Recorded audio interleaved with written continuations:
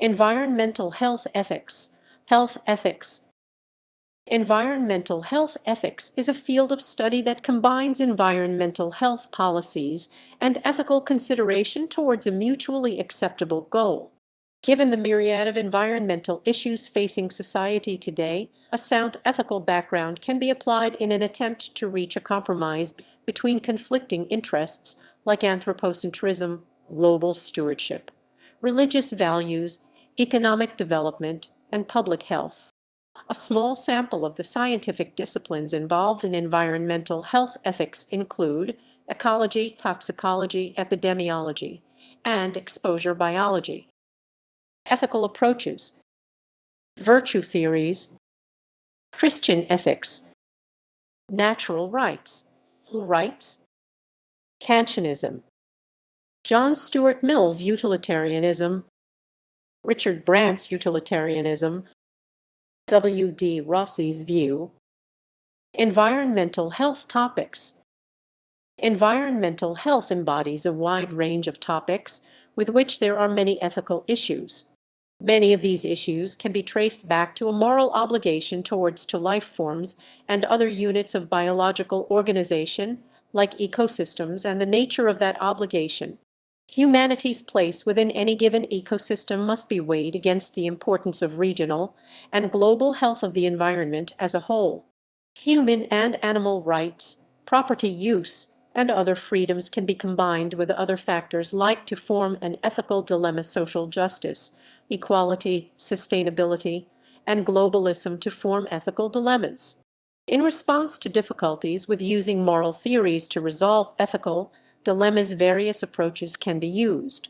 A case-by-case approach may be too slow when considering the volume of issues at present, so an alternative may be better suited to the task.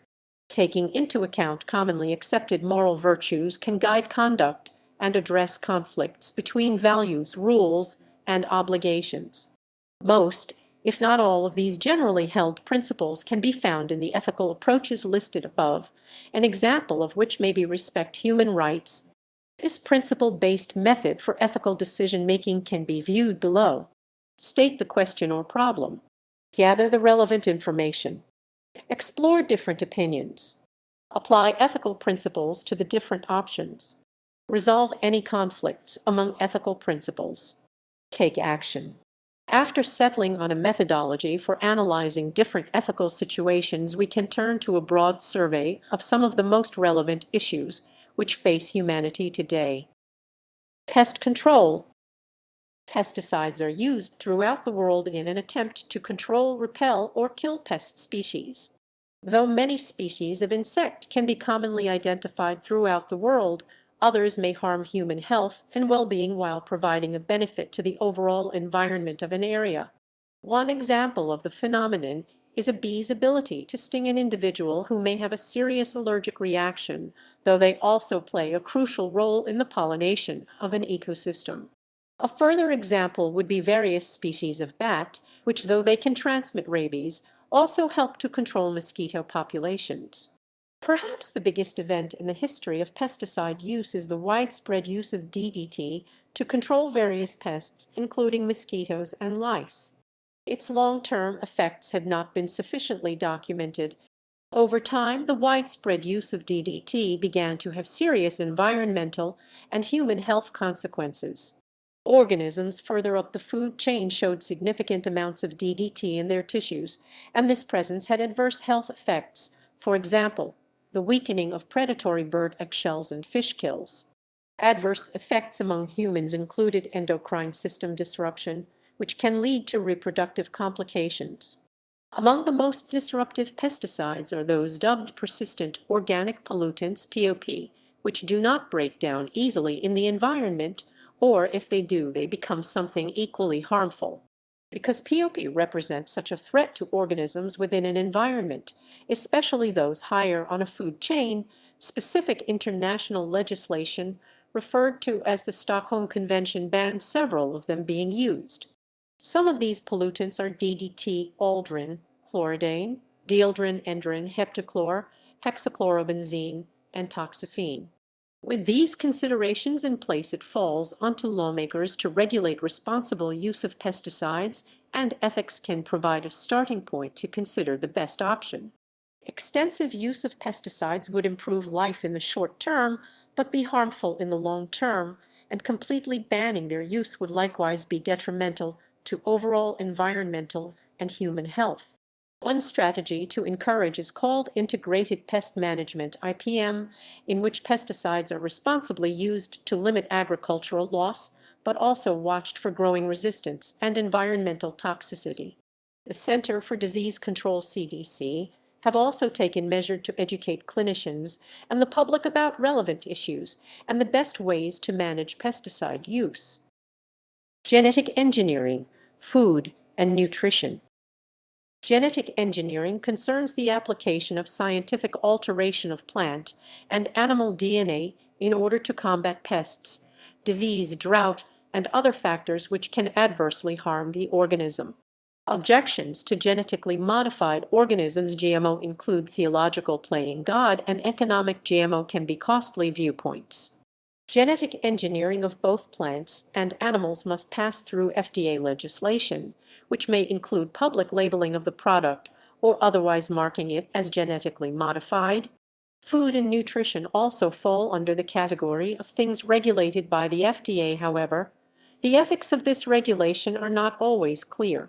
Health consequences of unsafe food, eating in over large quantities, are well documented, yet in all societies there is no legislation against overconsumption. Ethical properties of utilitarianism and social justice conflict with humanity's freedom of choice in the determining of access to healthy, safe food. Pollution and waste. Air, water, and solid waste pollution are environmental health issues which can adversely affect people, plants, and animals. From an ethical standpoint, many things about pollutants can be studied, like questions of disposal, storage, recycling, and responsibility. A few examples of air pollutants include particulate matter, sulfur dioxide, nitrogen oxides, carbon oxides, chlorofluorocarbons, and heavy metals e.g. mercury. Perhaps the largest ethical debate concerning air pollution is how to balance economic development against the interests of the public health, safety, and cleanliness. With both sides offering benefits and drawbacks, it can be difficult to establish an acceptable compromise. Legislation enacted to prevent widespread use of chlorofluorocarbons, which cause significant environmental damage, can be seen as one instance of economic development taking a lower priority to public health. Water pollution is another type of widespread contaminant, which has ethical implications in mitigating the source and balancing conflicting priorities. The two types of water contaminants are anthropogenic compounds, generally referred to as pollutants, such as disinfection products, metals, municipal and agricultural waste, and petroleum and coal hydrocarbons, and natural contaminants such as microorganisms or chemicals like arsenic and nitrogen, which are naturally present in the soil. The common misconception is that chemicals leaking into the soil will be diluted over time and rendered harmless. This theory does not take into account persistent organic pollutants, which do not break down easily and sometimes break down into more harmful constituents. Most industrialized nations have legislation in place to protect the public from impure drinking water. The Safe Drinking Water Act of 1974 established maximum levels of pollutants in public drinking water. However, its power to regulate private sources of bottled water or wells is severely limited. An additional issue regarding water pollution is the relative scarcity of clean fresh water on the earth, an issue which acutely presents itself in areas prone to drought. Agriculture uses a great deal of water, so much so that shortages in drought-prone areas can significantly affect crop yield. The main ethical issues with water pollution is whether growth should be restricted in order to preserve public health. An additional issue is the regulation of private corporations whose activities may put populations of citizens at risk for groundwater contamination.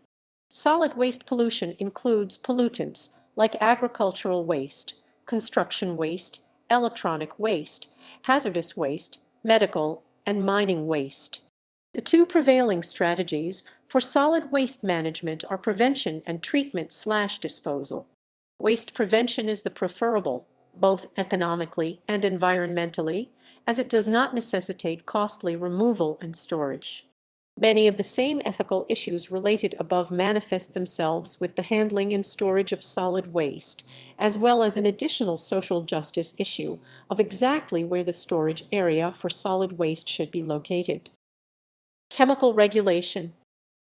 Chemical regulation, including carbon particles and nanotubes and nanotechnology, are very new technologies whose long-term effects have not been satisfactorily studied.